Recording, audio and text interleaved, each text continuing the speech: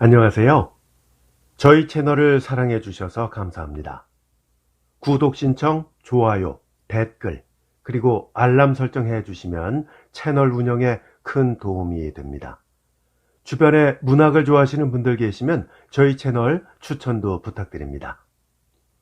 이무영 작가의 굉장시라는 단편소설 소개해 드릴 건데요. 이무영 작가에 대해서는 저희 채널에 여러 작품들이 이미 올라가 있으니까 참고하시면 되겠습니다. 그리고 재생 목록에도요, 각 작가별로 작품들이 따로 분류가 되어 있습니다. 역시 참고하시기 바랍니다. 굉장시. 이 소설은 제목부터가 매우, 아니, 굉장히 흥미롭죠? 맞습니다. 제목에 쓰인 굉장은요, 굉장하다라는 말의 어근이죠. 아주 크고 훌륭하다, 보통 이상으로 대단하다, 이런 뜻이 있는 겁니다.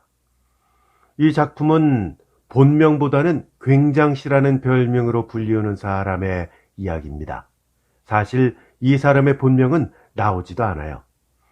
일제 말기에서 광복 후까지의 혼란스러웠던 당시의 시대 상황을 굉장시의 변화무쌍한 처세술로 풍자하고 있습니다. 이 작품은 상당히 재밌거든요. 하지만 뒷맛은 씁쓸합니다. 일종의 블랙 코미디 같기도 하죠. 근데 우리나라의 당시 상황이 그랬으려니 생각을 하면 마음이 저려오기도 합니다. 같은 시대, 코삐뚤이 방산복의 처세술을 다룬 최만식 작가의 단편소설 미스터 방과도 맞닿아 있습니다. 미스터 방을 아직 듣지 않으신 분들은 이 작품과 비교해서 들어보시는 것도 추천드립니다. 혼란한 시기, 굉장시가 어떻게 처신을 했는지, 또 결국엔 그 끝이 어떻게 되는지 직접 작품을 감상하시면서 확인하시기 바랍니다. 이무영 작가의 단편소설 굉장시, 지금부터 낭독해 드릴게요. 버젓한 성명을 가졌건만 누가 왜 지은지도 모르는 별명이 본명보다도 더 유명한 사람이 어느 시대 어느 사회에나 한둘씩은 을에 있는 법이다.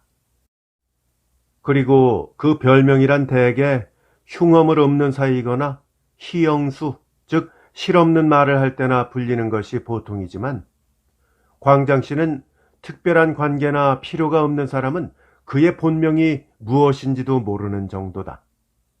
상하동 300여 호의 굉장으로 통할 뿐만 아니라 30리나 떨어져 있는 신읍에서도 구읍 박굉장이라고 하면 알만한 사람은 다 안다. 군수고 서장이며 세무서며 조합, 우편국, 소위 관공서 직원치고 구읍 박굉장 댁에를 안 와본 사람이 없으니까 더 말할 나위도 없는 것이다. 읍내의 웬만한 상점 치부책 장부에도 그는 박굉장으로 적혀 있다. 개중에는 굉장을 본명으로나 아호로 알고 그렇게 부르는 사람도 있을런지 모른다. 그만큼 그의 별명은 보편적이 되어버렸다. 여기에는 그 자신이 굉장이란 별명을 시인한 때문도 있을 것이다. 그 자신은 차치하고 가족들까지도 굉장댁이라고 자기 집을 일컫는 일까지도 있는 터다. 굉장씨의 본명이 무엇인가는 알 필요도 없다. 우리는 다만 그의 별명이 어떻게 해서 생겼던가만 알면 족할 것이다. 대개는 그가 말끝마다 굉장 소리를 그야말로 굉장히 해서 굉장댁이 된 모양으로 알지만 물론 그 이유도 있기는 있다. 그보다도 그의 집 때문에 붙은 별명이다. 말버릇도 말버릇이지만 그는 본래 굉장한 것을 좋아하는 사람이다. 가장 살림살이는 물론이고 몸에 지니는 단장이며 골통대, 심지어 주머니 칼까지도 굉장히 부대한 것, 즉 큰 것을 즐긴다. 쇠푼이나 있던 시절의 일이지만 해변으로 통하는 자동차 선로 허가를 맡아가지고 이 구읍으로 낙향을 하더니 멀쩡한 집을 헐어젖히고 가역을 시작했다. 들보는 강원도로, 주추는 서울로, 기와는 수원에서, 미장이는 전라도에서, 이렇게 법석을 댔다. 노인 부모의 친정살이를 하는 딸 모자밖에 없는 단출한 가솔에 30여 칸의 그야말로 굉장한 집이다. 사랑채는 부연도 달고 유리 분합을 들이고 등나무도 올리고 연못을 파고 석산을 모으고 했다. 집이 덩그러니 완성돼 갈 무렵 어떤 날 굉장씨는 서울 가는 버스 속에서 멀리 들여다 보이는 자기 집을 옆 사람한테 가리키며 거 뉘댁인지 참 굉장하게 짓는군. 누군지 거 굉장한 사람인 모양이지요? 하고 말을 했다. 이래서 생긴 별명이 굉장이다. 애들처럼 뻐기고 싶어하는 것이 그의 천성이다. 풍도 치지만 hit덥기도 하다. 헛헛한 데도 있어서 어떤 편이냐 하면 호인이다. 쥐가 오줌독에 빠져 죽은 조그만 사건도 그는 굉장 소리를 늘어놓지 않고는 설명을 못한다. 풍치는 사람이 대개 그렇듯이 말을 해도 몹시 부퍼서 정말 큰 사건을 설명할 때는 말 주변은 없는 데다가 성미는 급해 놓아서 거품만 부걱거린다. 그러고는 그저 굉장 소리만 연성 늘어놓는 것이었다. 이 굉장씨가 정말 굉장한 사건을 맨 처음으로 알았으니 동네가 뒤집힐 수밖에 없다. 일본 천황이 항복을 했고 그보다 더 굉장한 사건은 조선이 독립을 한 것이다. 사실은 그날 관공청의 장축들만을 불러다가 한 잔 내기로 했던 날이다.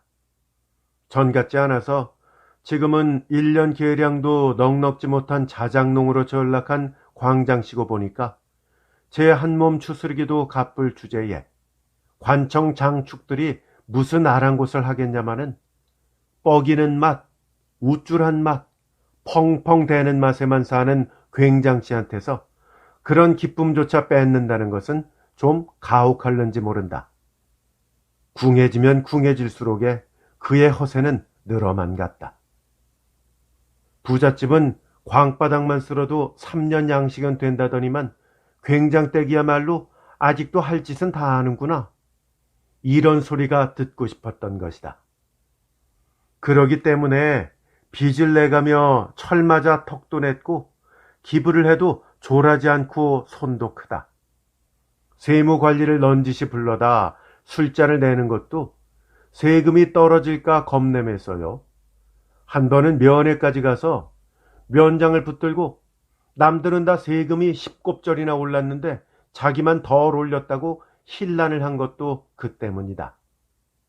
어쨌든 관청 장축들과 교제한다는 것은 그에게 있어서 큰 기쁨이다. 그날도 광장씨는 신이 났었다.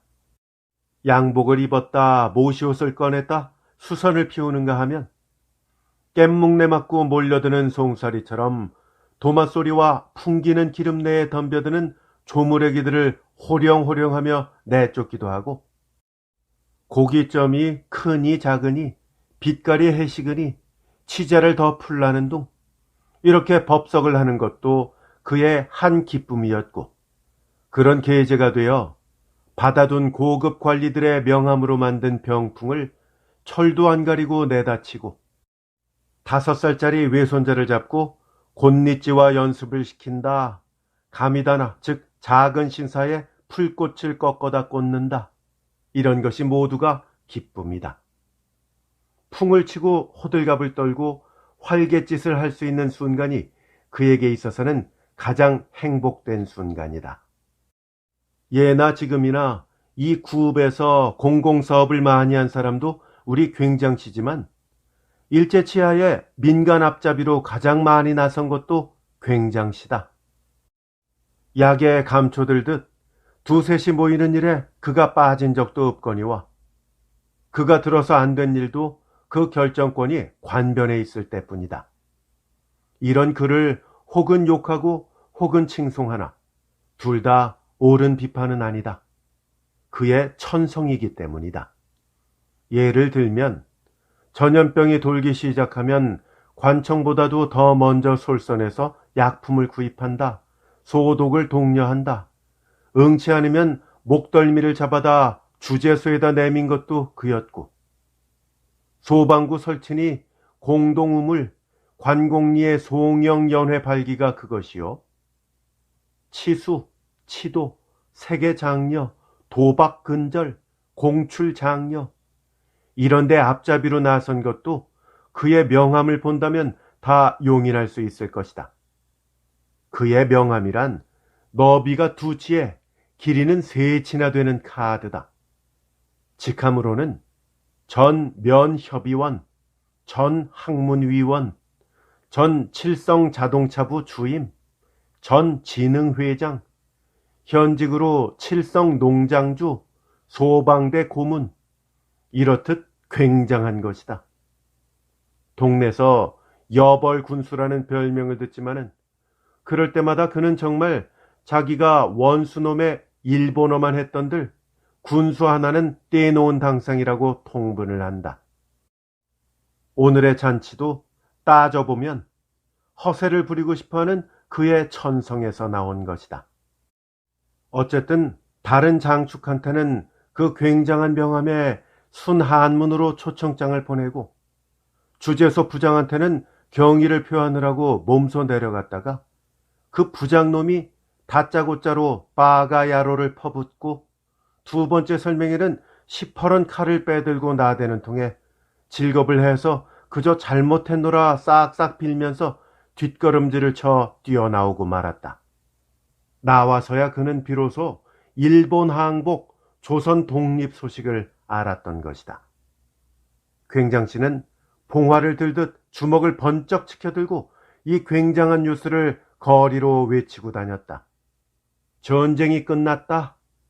안재홍 씨의 방송이 전해지자 이번에는 2 주먹을 번쩍 들고 길길이 뛰었다. 조선 독립 만세! 만세! 만만세! 안재홍 씨의 지시대로 자치회가 조직되었다. 우리 굉장씨가 솔선한 것은 말할 것도 없다.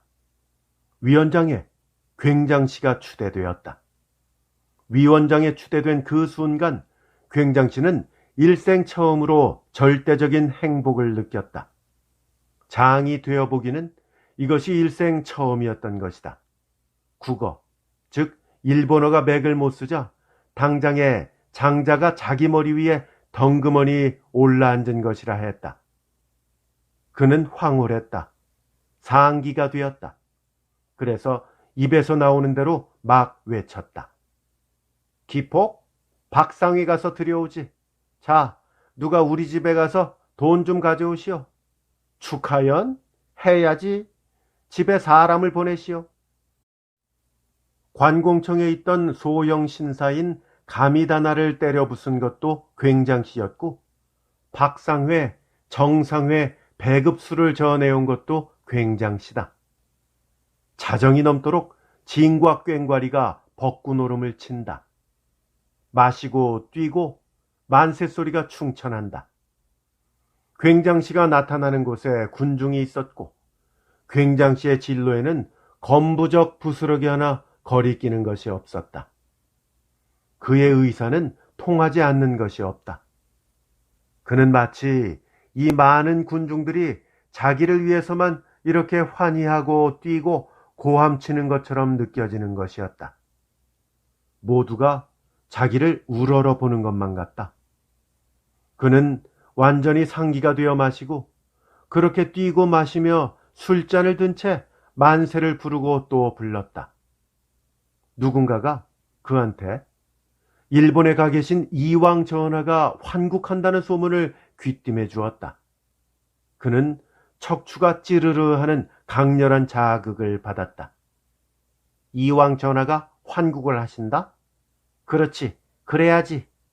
그는 또 만세를 불렀다. 이왕 전하 만세, 만세, 만만세. 그의 의사를 막는 사람은 아무도 없었다. 그는 완전히 자유였다. 바로 그때였다. 누구 입에선가 전쟁은 끝났지만 조선이 독립된 것은 아니다. 만세를 부른 사람은 읍내서도 모조리 잡아 죽인다. 이런 소문이 돌았다. 굉장씨는 정신이 번쩍 들었다. 그런 것도 모르고 군중은 점점 격해져 갔다.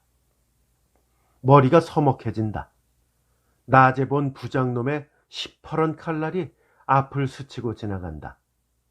오한이 쪽기치며 귀가 찡 운다. 그때 저쪽에서 와 하는 소리가 태풍처럼 일었다. 아, 왔다. 굉장씨는 즉각적으로 그것을 깨달았다.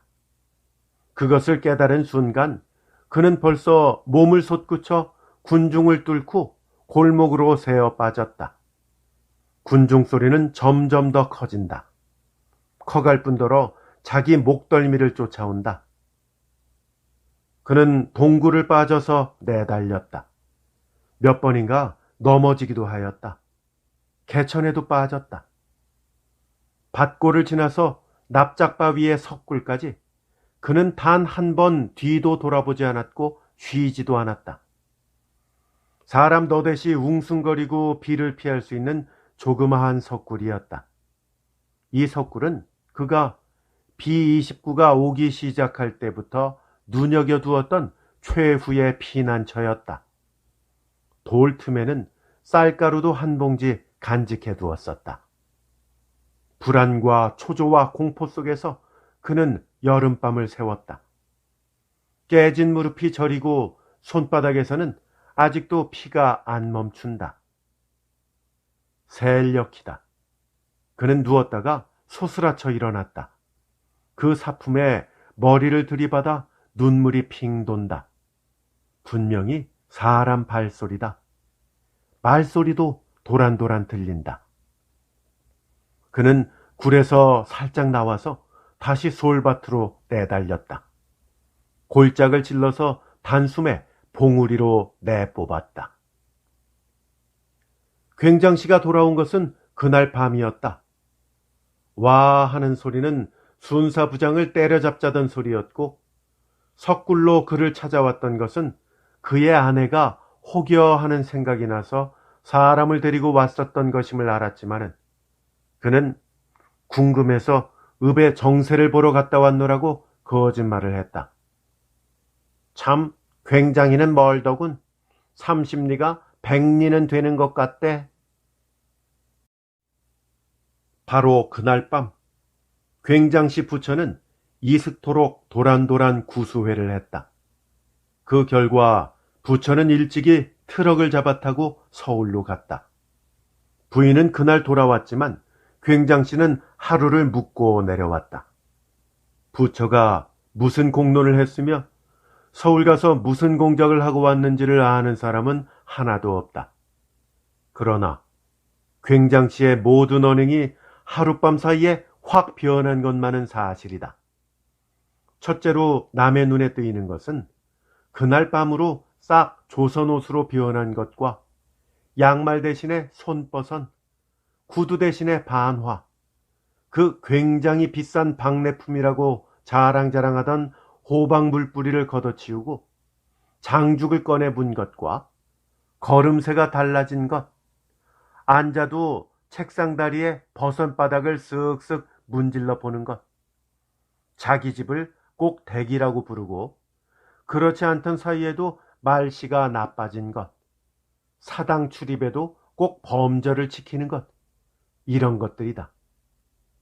어디다 쓰는지 과목밭을 3만 원에 판지 닷새 만에 또 텃밭을 내놓고 뒤미쳐 그야말로 옥답인 향교말 8마지기도 내놓았다. 게다가 하루 걸러 서울에서 노장패들이 두세씩 와서는 수군대다 간다. 그들이 밤을 새우며 주고받은 대화의 한 토막을 여기에 인용하기로 한다. 형세가 그러긴 아직 전하께서도 준비가 계셔야 할 것 아니겠소? 그러니 우리는 만반의 준비만 다 하고 있습니다. 요새 저적금 다 영웅이 돼서 떠들지만은 전하께서 환국하신다면 어딜 감히, 다 역적의 물이지. 허기야, 그렇지. 문제는 돈이라니까. 운동자금이 넉넉해야지. 막걸리 잔으로야 대사가 성사되겠소? 그 원매자가 아직 안 났었소? 그것이나 좀 서두르고 용기를 내시오. 이때는 굉장씨의 심중에 의혹이 일기 시작한 때다. 그래서 그는 3만 원의 부담금 중에서 2만 원만을 출자하고 1만 원은 아직 몸에 지니고 있을 즈음이다. 그는 다음 날 권자, 즉 그놈들의 덜미를 짚어서 서울로 올라가 탐문을 해보았다. 결과는 너무도 허무맹랑했다. 2만 원도 오늘의 그에게는 거의 생명선이나 마찬가지다. 그 대금이 수년이 그자들의 주색 잡기의 자금이 되었다는 것, 이왕 전하의 환국이란 해가 달이 될 수 없듯이 절대 불가능하다는 것, 동경으로 밀사는커녕 선언문 한 장 박지 않고 송두리째 널름한 것이 판명되자 그는 졸도를 할 뻔했다. 그러나 우리 굉장씨를 위해서 다행한 일은 그가 졸도를 하기 전에 새로운 광맥을 잡은 것이다. 중경에 있던 임시정부가 머지않아 환국을 한다는 것이며, 또 한 가지 다행한 일은 어렸을 적에 글빵동무를 우연히 만났는데 그의 가친이 요인 중에 한 사람이었던 것이다. 그리고 무엇보다도 다행한 일은 그것만은 엄연한 사실이요, 신문에서도 떠들고 거리에 붙은 벽 신문에서도 그 요인이 들어있지 않은가? 여기에 또 한 가지 다행한 일이 있으니 그것은 그의 부인의 친정 쪽으로도 요인이 한 분 있는 것이 판명된 것이다. 다만 마음에 거리끼는 것은 3년 전 그 부인의 생각이 달라 찾아온 일이 있었다. 그때 굉장씨는 거의 빈손으로 보내다시피 했었다. 돈이 아까워서가 아니었다. 혹시 그런 사람들과 연락이 있는 것이 발각되면 모두가 상서롭지 못한 일이라고 단정했기 때문이다. 그러나 그래도 말곡식은 갔던 터라 눈치를 보러 갔던 부인은 희색이 만연해서 돌아왔다. 뜻밖의 후대를 받고 왔다는 것이다. 이렇게 길을 튼 후로는 곡식과 돈량 꽤나 날라졌다. 20해거리의 협잡에 떨어진 것을 깨달은 그날부터 굉장씨의 가풍은 다시 한번 뒤집혔다.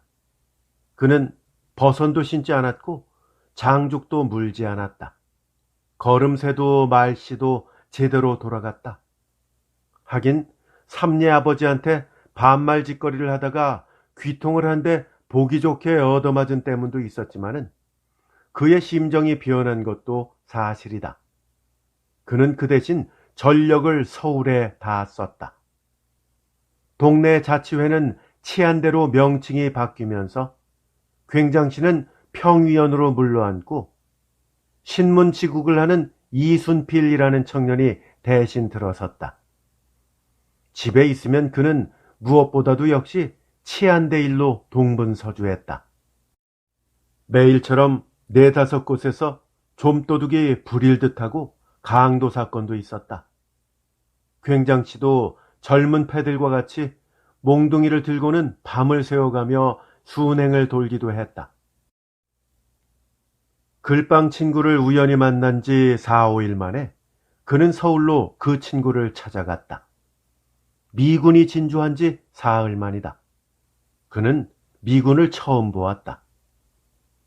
덩치는 커다란 자들이 채신머리도 없이 뭐 좆따위 차를 타고 다닌담?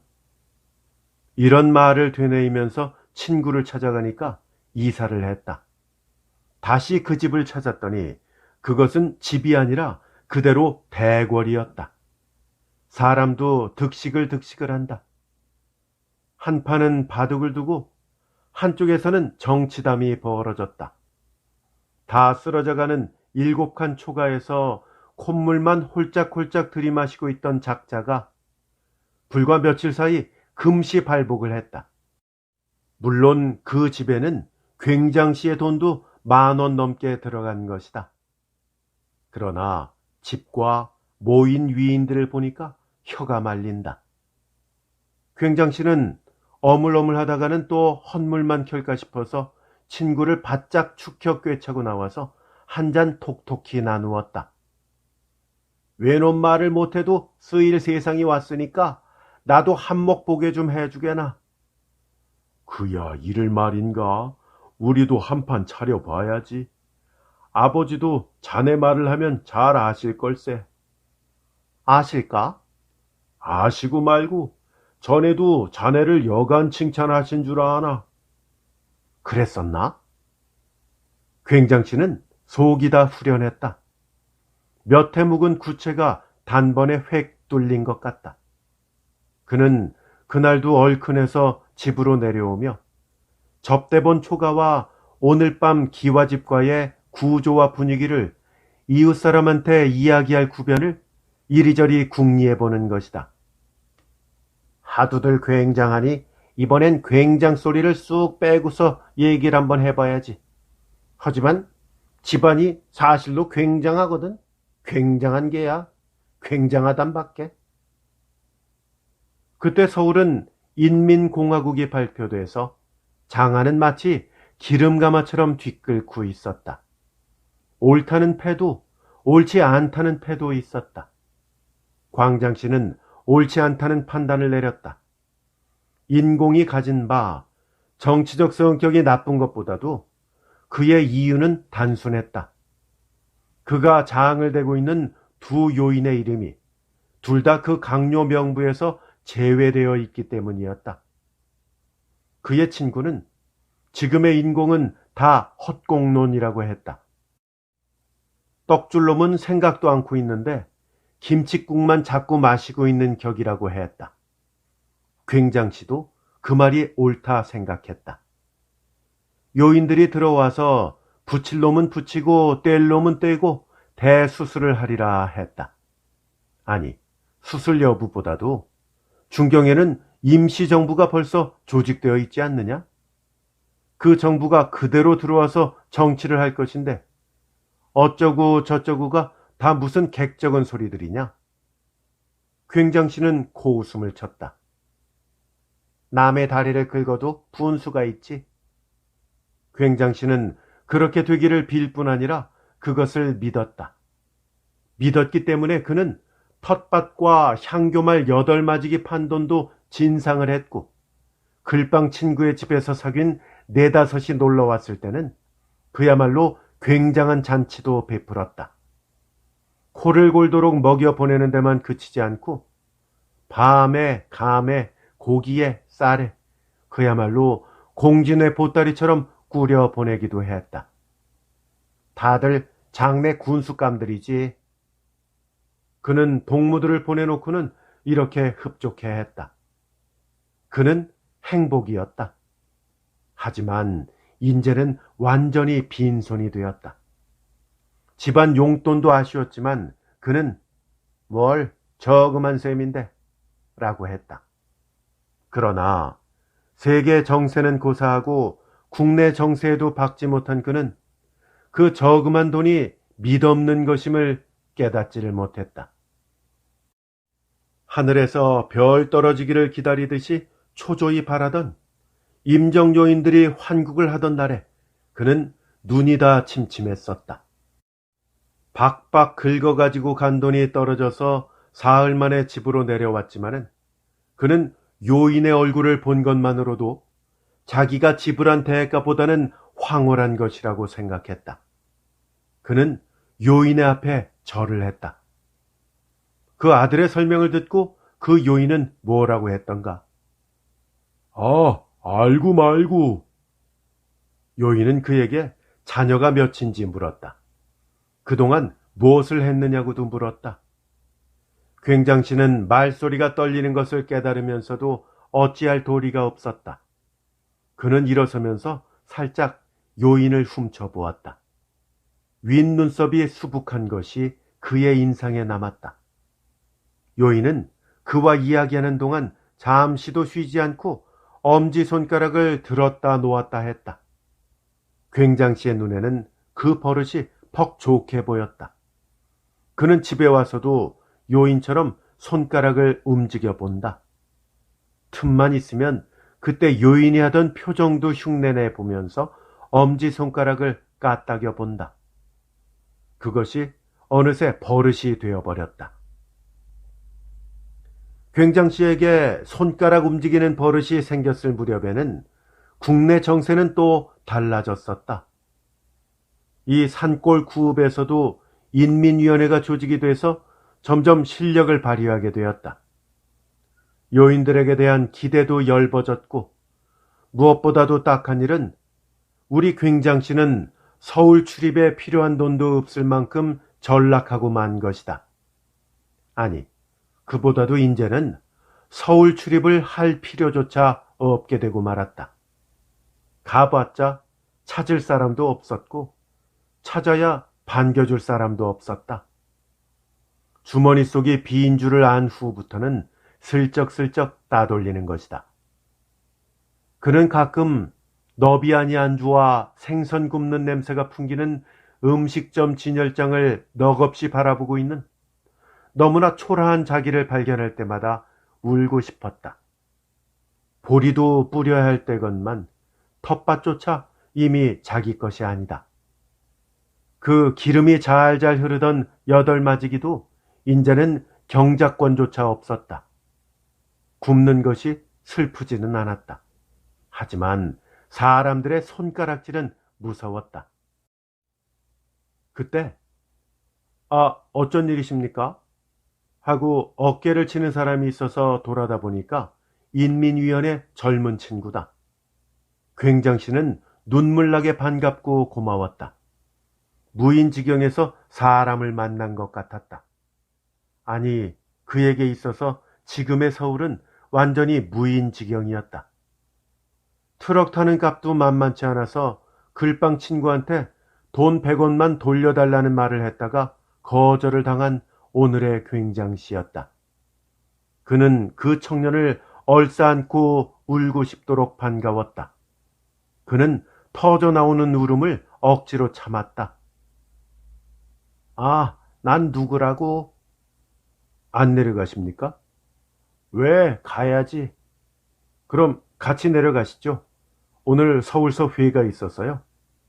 하면서 커다란 인쇄물 뭉치를 쳐들어 보이고 잠깐 욕이나 하고 가시죠. 저도 지금 먹을 것을 눈여겨보고 다니는 길입니다. 들어가시죠. 이거 참...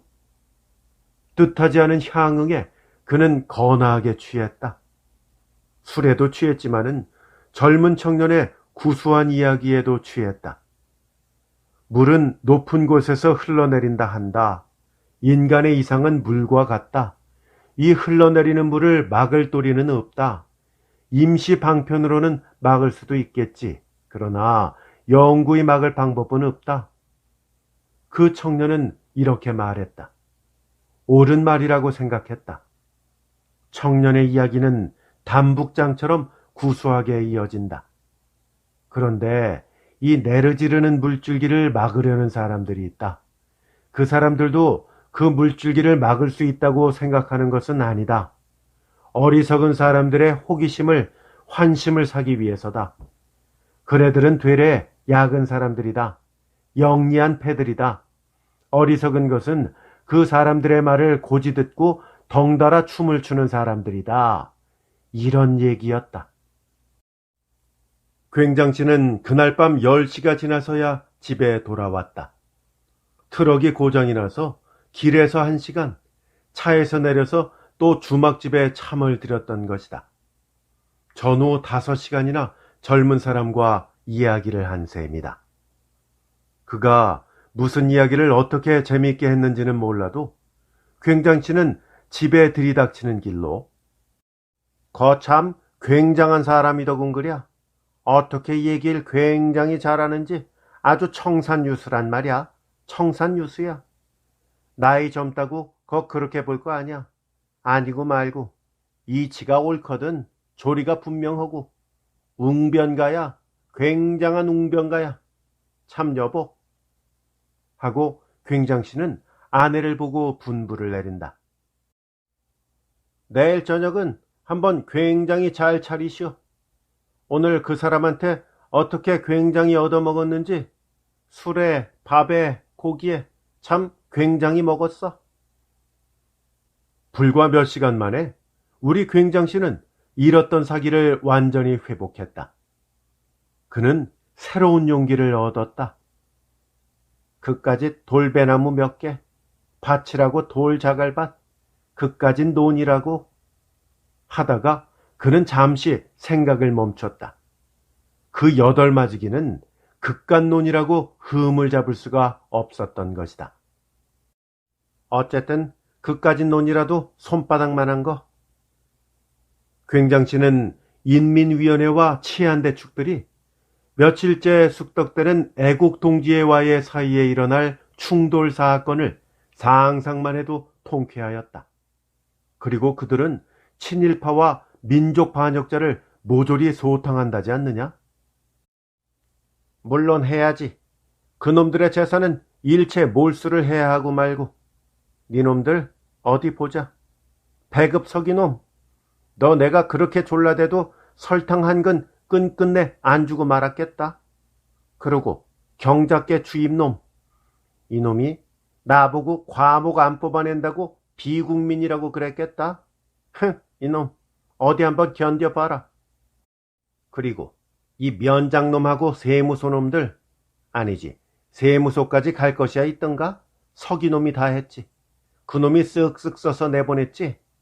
이놈들 내가 전만 못해줬다고 막 멸시를 하고 세금도 막 맘대로 줄였었겠다. 그래. 어디로 보나 그까지 방아쟁이 놈보다 내가 못했단 말이야? 응? 어디로 봐서? 아니 꼽살스런 놈들 같으니. 굉장씨는 치가 부르르 떨리었다. 그리고 또 없나 하고 아랫동네서부터 더듬어 본다. 없긴 왜 없어? 그놈, 그래 그 황가놈. 날 보고 면협의의 자격이 없다고? 옳지, 그놈도 한번 해내야지. 떡 엎어놓고서 육모방맹이로 한번 본때 있게 어깨통을 내려칠 게다. 그러고 어디 없나? 옳지. 이놈의 정신 좀 보게. 어분에 3년 찾는다더니 정작 그놈을 빼놓고서 여태 뭘 한 거야? 허참, 그렇지. 그놈을 제일 먼저 때려잡아야지. 굉장씨의 토지를 절반 이상이나 한종수가 샀던 것이다. 한종수는 군수도 지내다가 고리대금도 하고 서울에다가 고무공장도 내서 면내에서는 활개치는 사람이다. 그렇고 말고 그놈을 내버려 두다니. 바른대로 말이지만 이 면에서 친일파라면 그놈 위에 갈 녀석이 누구란 말이냐? 이놈, 네가 내 땅을 모두 빼앗았겠다. 이 백여석지기를 그저 송두리째. 하다가 여기서 굉장씨는 잠깐 끊고 생각을 하다가, 하긴 거저 뺏은 건 아니지. 하지만 그놈이 뭘로 돈을 벌었단 말이야? 지놈이 일본 놈 밑에서 알랑알랑 했으니까 그렇게 돈을 벌었지. 군수를 지낸 놈이 친일파지 뭐야? 어디 좀 견뎌보아라. 이놈 음지가 양지될 때도 있단 말이거든. 그까짓 과목밭. 그놈한테서 그 200석지기만 도로 찾는다면 나도 다시 한번 여바란 듯이 뻐기고 살지. 이놈 아주 영구히 네 것이 될 줄만 알았지? 못난 놈. 그래, 물이 밑으로 흐르는 줄을 모르느냐? 의지끈 뚝딱 들이부숴대고 패구 잡아 꿀리고. 생각만 해도 굉장씨는 신이 난다. 근데 거사는 언제나 하려는가? 2, 3일 내로? 아니 뭐하러 그렇게 늑장을 부릴 필요가 있나? 쇳불도 단김에 빼랬는데 그렇게 끌면 김이 빠져서 재미가 있나? 그는 몸이 비비틀리었다. 지딱지딱 해치우지 못하고 정세는 무슨 말로 비틀어진 놈의 정세야. 그깟 놈들 한꺼번에 몰아다 놓고서 그저 본때 있게 해치우지. 근데 그날은 내가 뭘 하면 좋을꼬? 취조관이 될까? 아니지. 집행관이 제일이지. 집행관. 그까짓 건 뭐 세상이 바뀌었는데 어물어물할 게 있던가? 참 딱도 하지. 그 사람이 왜 민적민적하는지 모르겠는걸. 정세는 못 털어본다는 겐가? 굉장씨는 2, 3일을 이렇게 기다릴 생각을 하니까 몸이 뒤틀린다. 그는 응 소리를 치며 용을 한번 써보려 자리에 누웠다. 긴장이 풀리는지 졸음이 확 뒤집어 씌운다. 그는 잠과 싸우면서 이렇게 잠꼬대처럼 중얼거린다. 그날은 당구바지에다 단장을 들고 나서야지. 그러나 뒤미쳐 이렇게 정한다. 단장으로 되나 몽둥이래야지, 몽둥이. 탄탄한 놈으로 손에 맞는 몽둥이. 그러나 말끝은 다 아물지도 못한 채 그는 코를 드르렁 골기 시작했다. 이무영 작가의 단편소설 굉장시 낭독해드렸습니다. 재밌게 잘 들으셨는지요? 일제 말기에서 광복 후까지의 혼란스러웠던 당시의 시대 상황을 이 주인공 굉장시의 변화무쌍한 처세술로 풍자를 하고 있죠. 소설 앞부분에 이 굉장시가 자기 명함에다가 온갖 자잘한 직함을 몽땅 다 적어놓은 얘기가 나오잖아요. 저는 이 대목에서 오늘날에 정치하는 사람들과 크게 다르지 않구나 이렇게 생각을 했습니다. 최만식 작가의 풍자소설 삼총사, 어리석은 아저씨 치숙, 코삐뚤이 미스터 방, 자칭 너무 청렴한 경찰 맹순사 추천해드리면서 저는 물러가겠습니다. 함께 해주신 여러분 고맙습니다. 다음에 더 좋은 작품으로 찾아뵐게요. 안녕히 계십시오.